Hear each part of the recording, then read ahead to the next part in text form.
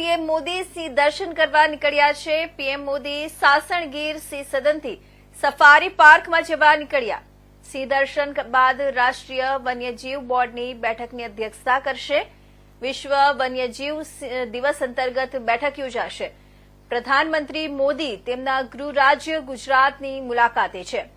પ્રવાસના છેલ્લા તબક્કામાં તેઓ વિશ્વ વન્યજીવન દિવસ પર જૂનાગઢના સાસણગીરની મુલાકાત લેશે। વિશ્વ વન્યજીવન દિવસ નિમિત્તે પ્રધાનમંત્રી નરેન્દ્ર મોદી સોમવારે ગુજરાતના જૂનાગઢ જિલ્લાના સાસણગીરની મુલાકાત લેશે।